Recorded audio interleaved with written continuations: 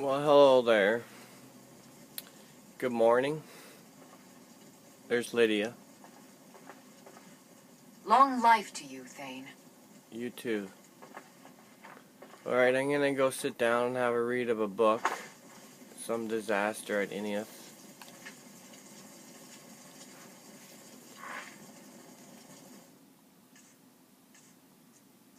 Report disaster at IONITH. Or IONITH, yeah. I don't think I've read it, but if I have, you don't have to listen. Next video will be me going out to Broken Oar Grotto. So for now, this is a report. Disaster at IONITH. Report of the Imperial Commission on the Disaster at IONITH. Lord Patriot, Chairman. Part 1. Preparations. The Emperor's plans for the invasion of Achever were laid in the 270s, when he began the conquest of the small island kingdoms that lie between Tamriel and Achever. With the fall of Black Harbor in Estrenay in 282, Uriel V was already looking ahead to the ultimate prize. He immediately ordered extensive renovations to the port, which would serve as the marshalling point for the invasion force as the main supply source throughout the campaign. At this time, he also began the construction of the army of the many large ocean-going transports that would be needed for the final crossing to Achever, in which the Navy was previously deficient.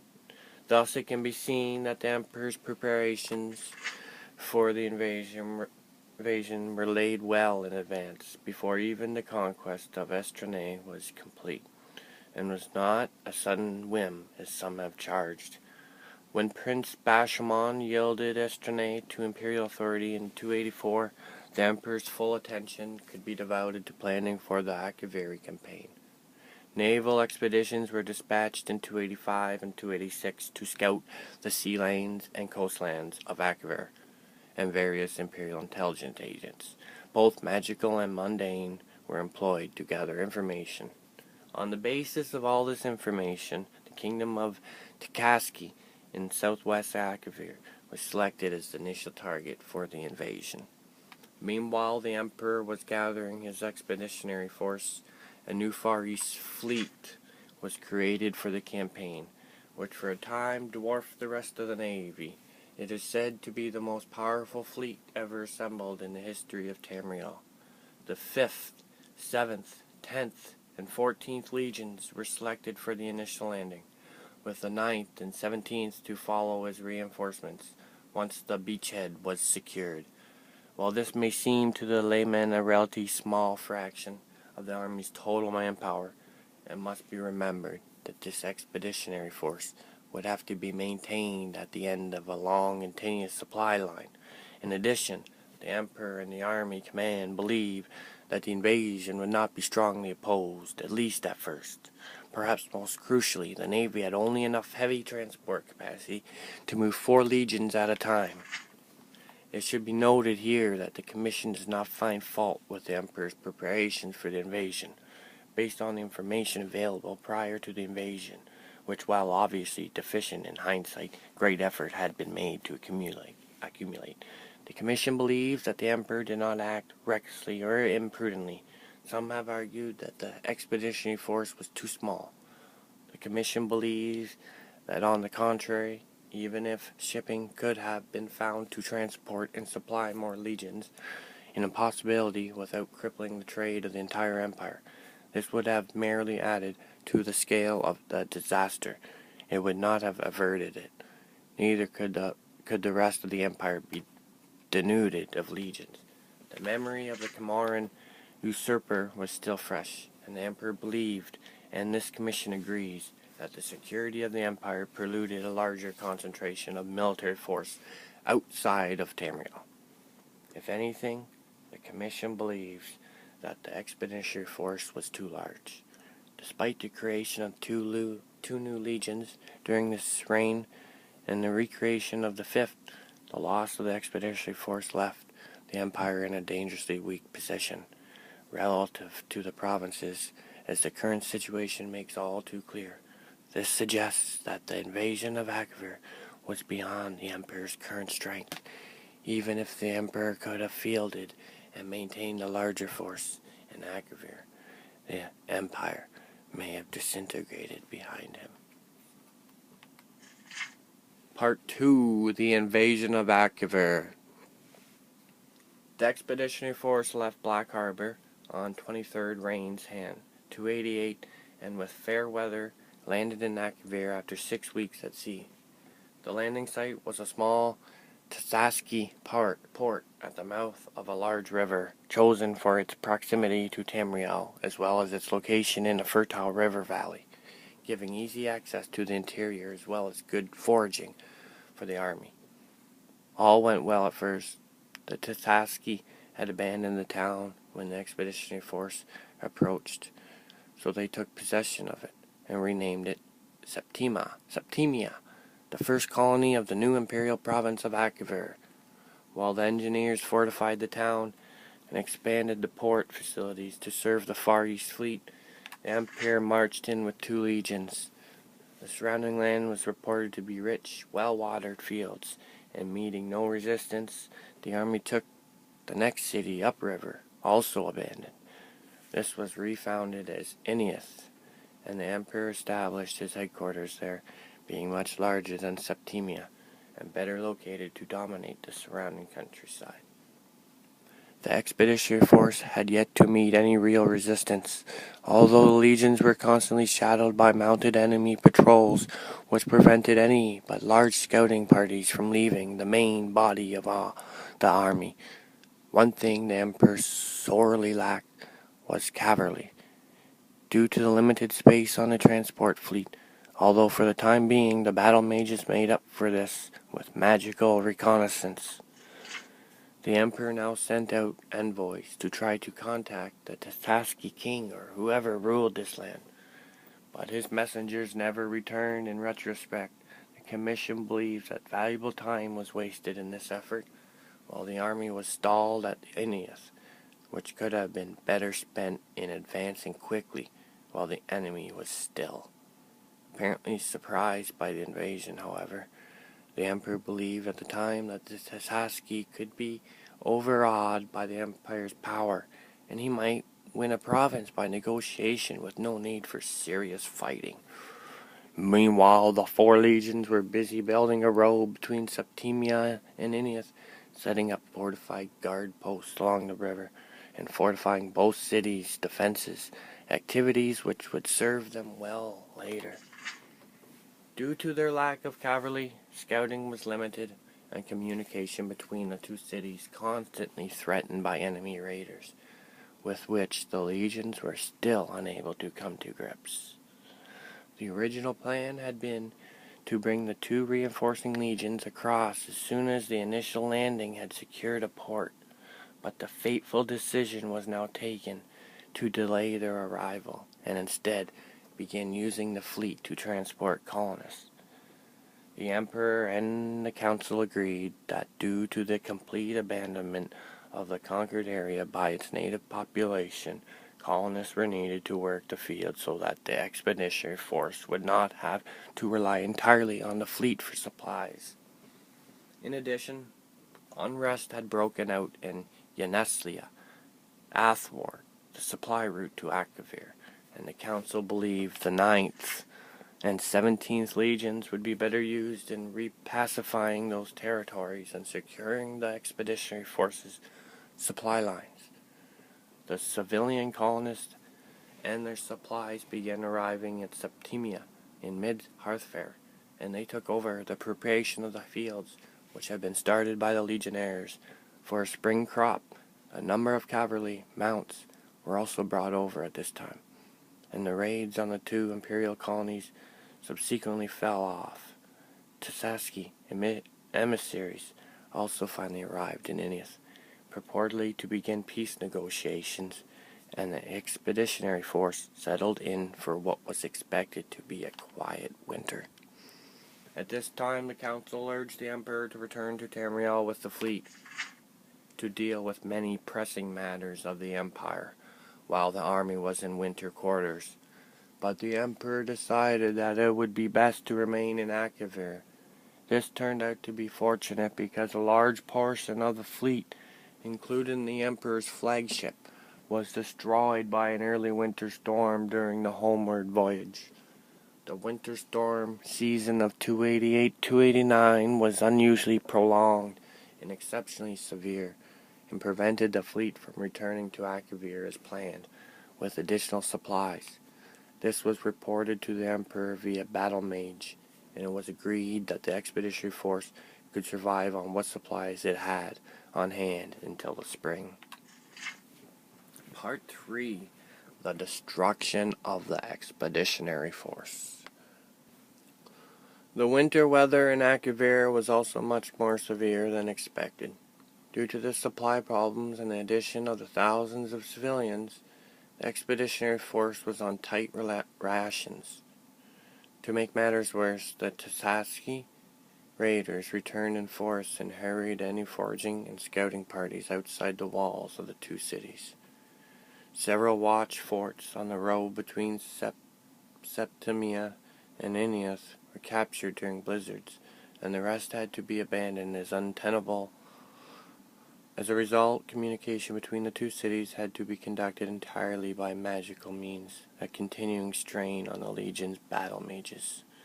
On 5th Sun's Dawn, a large entourage of Tasaski arrived at IONITH, claiming to bring a peace offer from the Tasaski king.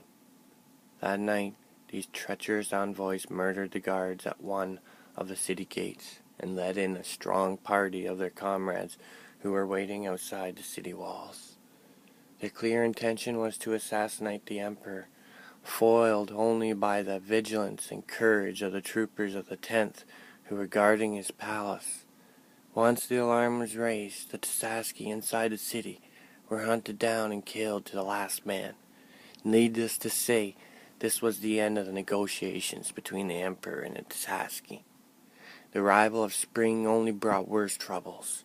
Instead of the expected spring rains, a hot, dry wind began to blow from the east, continuing with varying strength through the entire summer.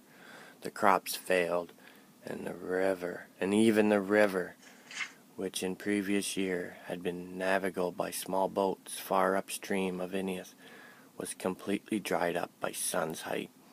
It is unknown if this was due to a previously unknown weather pattern unique to Akavir, or if the Tasaski manipulated the weather through magical means. The Commission leans towards the former conclusion, as there is no direct evidence of the Tasaski possessing such fearsome arcane power, but the latter possibility cannot be entirely ruled out. Due to prolonged bad weather, the supply fleet was late in settling out from Black Harbor. It finally left port in early Second Seed, but was again severely mauled by storms and limped into Septimia 8 weeks later, much reduced. Because of the increasingly desperate supply situation in Akavir, the Emperor dispatched most of his battle mage corps with the fleet to assist it in weathering the storms which seemed likely to continue all summer. At this time, the council urged the Emperor to abandon the invasion and to return to Tamriel with the expeditionary force, but he again refused, noting that the fleet was no longer large enough to transport all 4 legions at once. The Commission agrees that leaving 1 or more legions behind in Akavir to await the return of the fleet would have damaged army morale. But the Commission also notes that the loss of 1 legion would have been preferable to the loss of the entire expeditionary force. It is the unanimous opinion of the Commission that this was the last point at which complete disaster might have been averted. Once the decision was made to send the fleet back for reinforcements and supplies, events proceeded to their inevitable conclusion. From this point on, much less is known about what transpired in Akavir.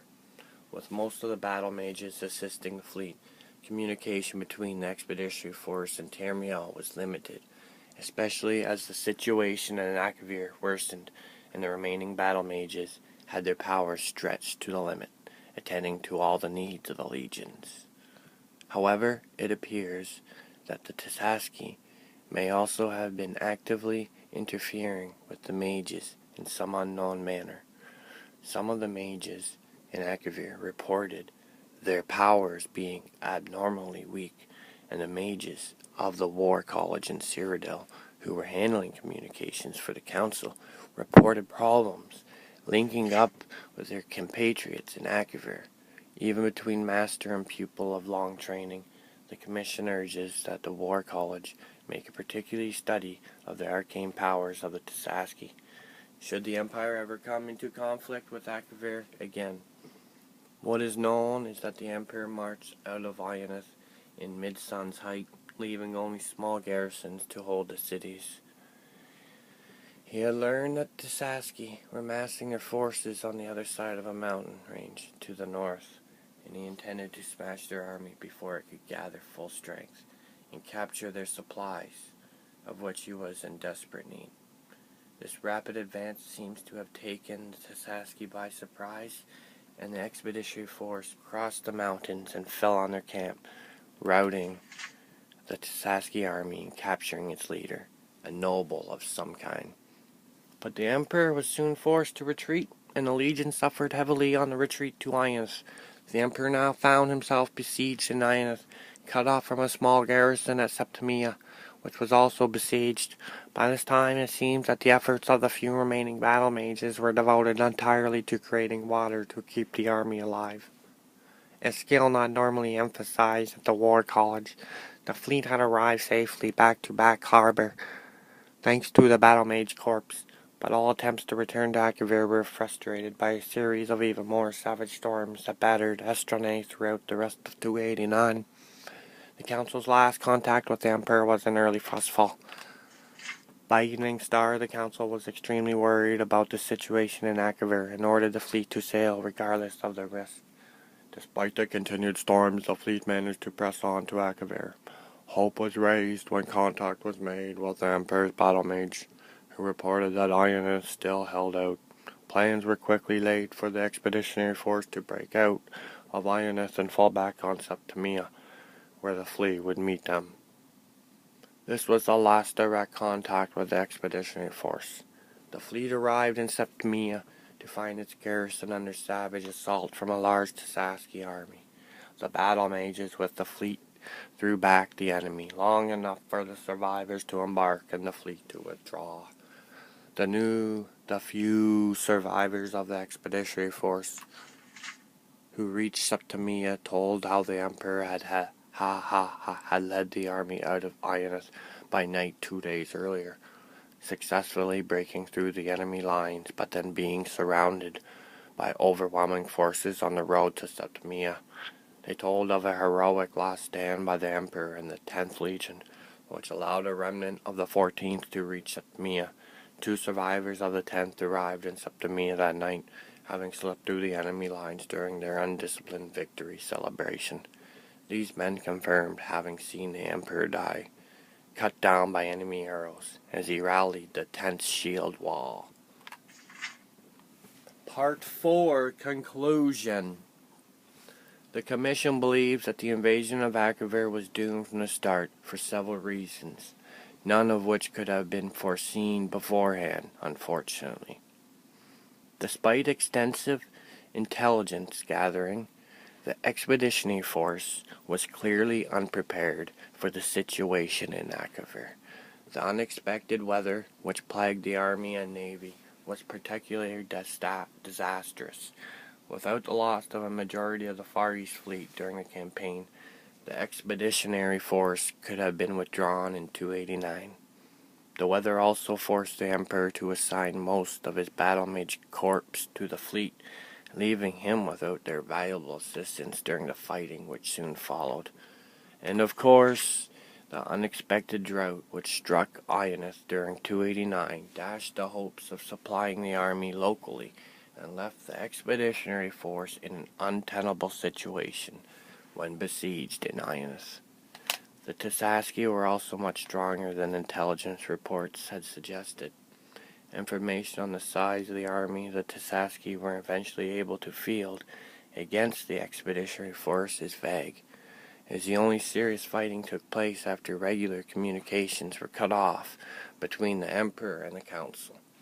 Nevertheless, it seems likely that the Tesaski outnumbered the Emperor's forces by several times, as they were able to force 4 crack legions into retreat and then keep them under siege for several months. As was stated previously, the Commission declines to criticize the initial decision to invade Akavir. Based on what was known at the time, the plan seemed sound. It is only with the benefit of hindsight does it become obvious that the invasion had very little chance of success. Nevertheless, the Commission believes several valuable lessons can be taken from this disaster. First, the Tesaski may have extremely powerful arcane forces at their command. The possibility that they may have manipulated the weather across such a vast region seems incredible, and it should be noted that 3 commissioners strongly objected to this paragraph even being included in this report. But the Commission believes that this matter deserves urgent investigation.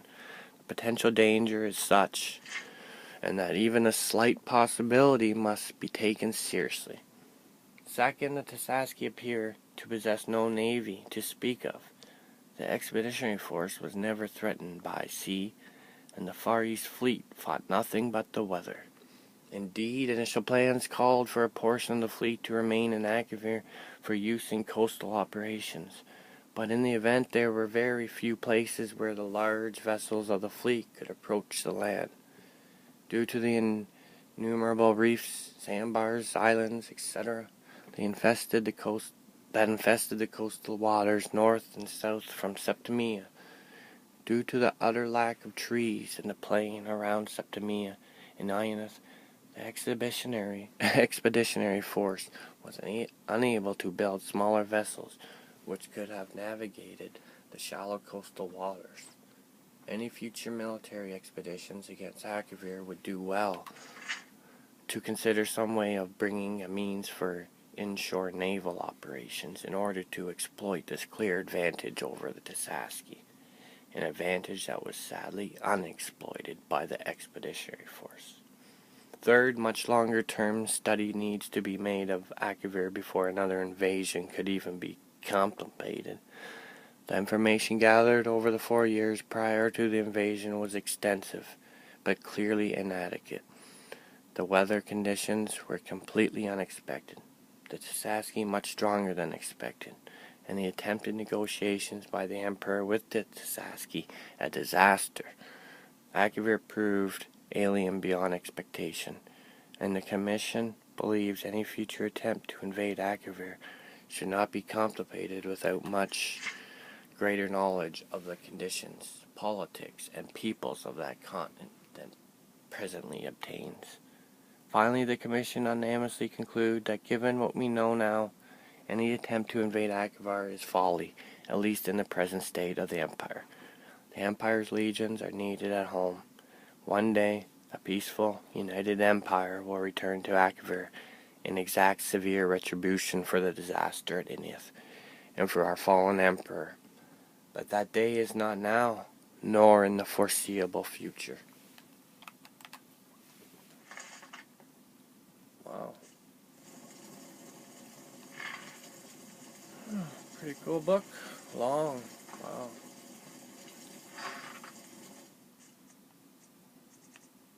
Just gonna throw it in there. Alright. I'm on my way to Broken Oar Grotto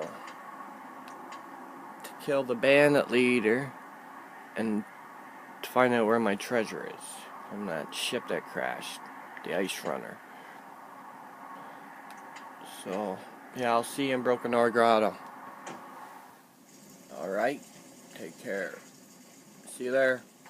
Bye-bye.